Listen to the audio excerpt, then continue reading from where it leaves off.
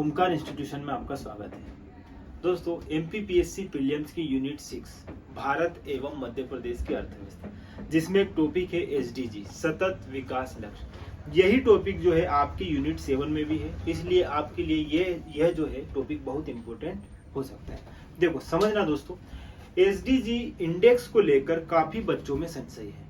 ठीक है, आज मैं इस बात को बहुत बेहतर तरीके से आपको समझाऊंगा, प्लस आपको एसडीजी के बारे में सामान्य एक जानकारी दूंगा। दोस्तों, इसका विस्तृत रूप से अध्ययन हम हमारी जो क्लास रहेगी रेगुलर क्लास उसमें करेंगे, लेकिन आज आपको एसडीजी इंडेक्स में जो डाउट है उसको लेकर मैं आपके सामने आया हूँ। समझना, एसडीजी इंडेक्स जो है दोस्तों, अगर पहले इसकी सामान्य बात करें तो सबसे पहले ये अवधारणा आई कैसे? सबसे पहले दोस्तों मिलेनियम डेवलपमेंट गोल्स MDGs, ठीक है, इसमें क्या हुआ था दोस्तों, ये जो है जन कल्याण के उद्देश्य से लाया गया एक कॉन्सेप्ट था, जिसे लगभग 15 वर्षों के लिए लागू करना था, और इसमें 8 गोल निर्धारित किए गए थे। ये 8 गोल जो है मानव जो है उसके जीवन स्तर में सुधार करने तथा गरीबी और ये जो सारी चीजें जो होती है इनको क्या करने थे, समाप्त करने के उद्देश्य से लाया गया था। अब बात समझना, इसमें 8 लक्ष्य थे। इन 8 लक्ष्यों की पूर्ति के लिए 15 वर्ष निर्धारित तो किए गए, लेकिन इनको पूर्णतः जो है अच्छे से जो है इनकी पूर्णतः प्राप्ति नहीं हो पाई। इसी बात को ध्यान में रखकर 15 वर्ष बाद वर्ष 2015 में, मतलब 25 सितंबर 2015 के आसपास जो है एसडीजी जो है नए रूप में आया। ठीक है, इस एसडीजी को भारत ने भी 25 सितंबर 2015 के आसपास क्या कर लिया, स्वीकार कर लिया। ये बात आपको सामान्य से जानकारी एक एसडीजी की रखनी है। दोस्तों, अभी एसडीजी की मैं बात करूं, यहाँ पर 2023 में एसडीजी की अगर स्कोर की मैं बात करूं, ये आपके लिए इंपॉर्टेंट है। पहली बात एक सामान्य जानकारी दे रहा हूं, फिर हमारे मेन मुद्दे पर आएंगे कि एसडीजी इंडेक्स जो है इसमें मध्य प्रदेश की रैंक कितनी है। यदि कई जगह 11 लिखी हुई है तो कई जगह 17। इस बात को मैं बेहतर तरीके से क्लियर करने के लिए लाया हूं आज का ये वीडियो। अब समझना, 2023 में जैसे पहली रैंक जो है, यहाँ पर डायरेक्ट क्वेश्चन पूछ लेगा एसडीजी इंडेक्स 2023 में पहली रैंक किसकी है, तो ये है आपकी फिनलैंड की। ठीक है, अब भारत के बारे में पूछेगा तो दोस्तों भारत का याद रख लेना, भारत की जो रैंक है इसमें वो है 112। ठीक है, अब इसमें स्कोर कितना है तो ये भी याद रख लेना 63.5, ये भारत का स्कोर है। ये एक सामान्य जानकारी है एसडीजी की जो आपसे पूछ सकता है। इसको बेहतर तरीके से हमारी क्लास में हम कंटिन्यू करेंगे। ठीक है, अब बात समझना दोस्तों, इतनी सारी बातें जो है ये नॉर्मली एक आपको समझ होनी थी। अब बात समझना, एसडीजी इंडेक्स जो है इसमें जो है मध्य प्रदेश की रैंक 11 है या 17 है। मेन बात यही चल रही है। बहुत सारे ऐसे स्टूडेंट्स हैं जिनको बहुत सारे डाउट्स है।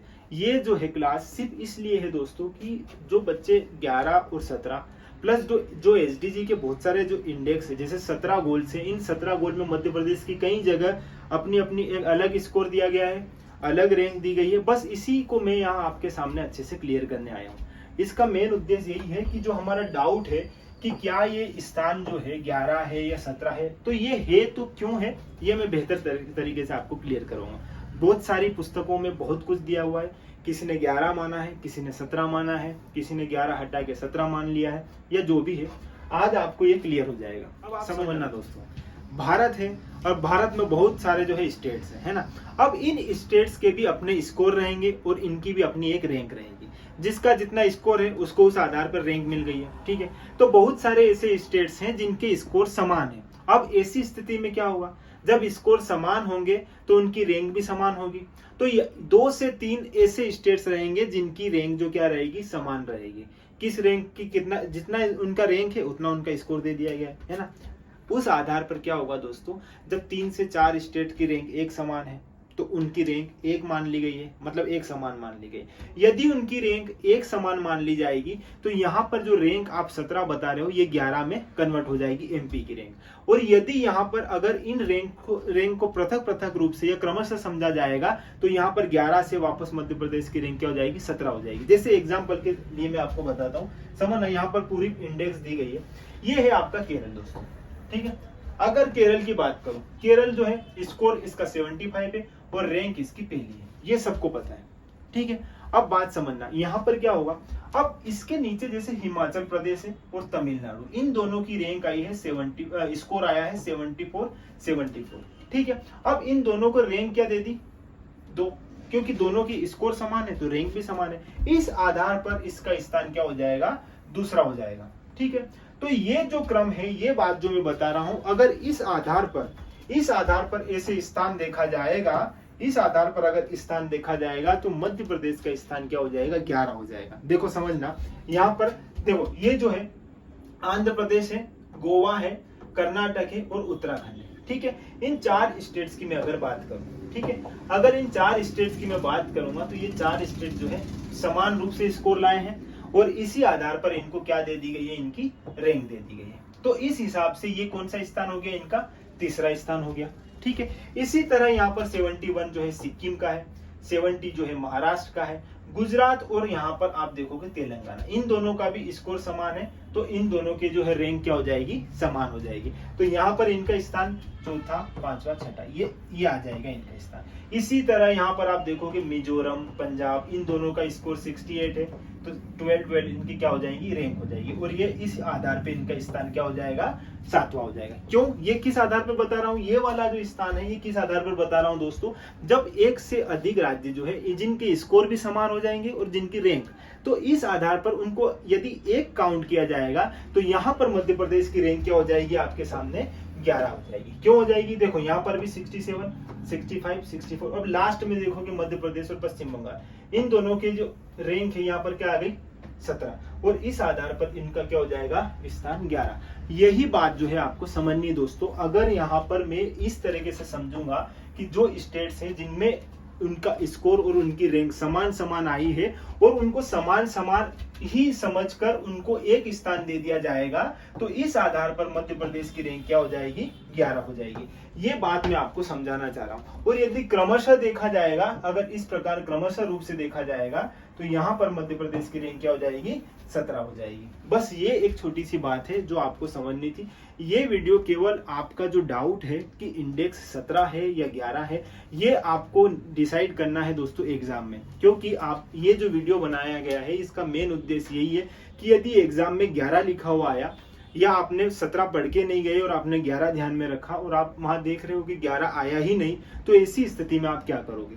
तो इस वीडियो को बनाने का एकमात्र उद्देश्य यही है कि आप वहां पर अच्छे से इस बात का अवलोकन करके, इस बात को समझकर अच्छे से आप वहां पर क्या करो, इसका चयन करो कि 11 है या 17 है। अगर वहां पर आप ये पढ़ के चले गए और ये आ गया तो वहां क्या करोगे, तो और ये पढ़कर आ गए और वहां ये आ गया तो आप क्या करोगे। बस आपको यही बात समझनी है। अब इसी को मैं और अच्छे से आपको समझाता हूँ। कई बार आपने ये सारी रिपोर्ट्स देखी होगी, ये है सभी किताबों में, सभी जगह जो है आपको यही मिलेगा कि इधर 17 लक्ष्य दे दिए हैं, इधर यहाँ पर मध्य प्रदेश की रैंक।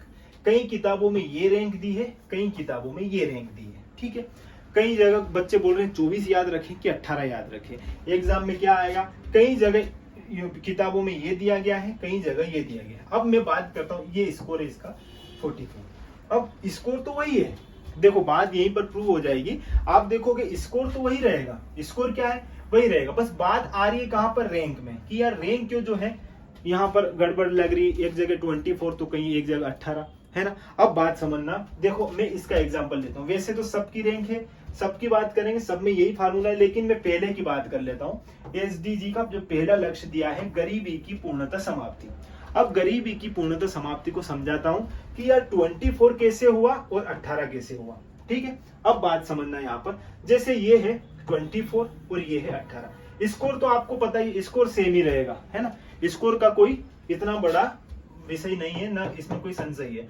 24 और 18 इन दोनों की अगर मैं बात करूं, अब बात समझना, ये है दोस्तों 24 और 18 में क्या मसला आ रहा है। अब बात समझना ध्यान से, देखो ये है आपकी पहला जो है गोल, एसडीजी को जो पहला गोल जिसे माना जाता है, गरीबी की पूर्णतः समाप्ति। इसमें भी बहुत सारे स्टेट्स हैं। अब उन स्टेट्स की अपनी अपनी क्या है, एक रैंक है और अपना एक स्कोर है। वही फार्मूला जो मैंने पहले आपको बताया। देखो यहाँ पर तमिलनाडु पहले नंबर पर, आप ये केरल याद मत रख लेना। पहले मैं बात कर रहा हूँ, किसकी बात कर रहा हूँ, पहले एसडीजी की, ओवरऑल की बात नहीं कर रहा हूँ। ओवरऑल में आपने केरल पढ़ लिया, 75 उसकी रैंक है ना, ये आपने पढ़ लिया। यहाँ पर मैं केवल किसकी बात कर रहा हूँ, गरीबी की पूर्णतः समाप्ति, एसडीजी पहला जो है उसकी बात कर रहा हूँ। ठीक है, अब यहाँ समझना तमिलनाडु। अगर तमिलनाडु में आप देखोगे दोस्तों, तमिलनाडु का स्कोर यहाँ पर 86 है और इसलिए इसको स्थान दे दिया है पहला। ठीक है, पहले एसडीजी की बात कर रहा हूँ। ऐसे 17 एसडीजी है, सबकी अपनी अपनी क्या है, रैंक है और अपना एक स्थान है। ठीक है, ये एक एग्जाम्पल के रूप से आपको समझ में आ जाएगा। अब मैं यहाँ पर केरल और गोवा की बात करूंगा, तो केरल और गोवा में आपको 83, इसलिए इसको क्या रैंक दे दी, 2।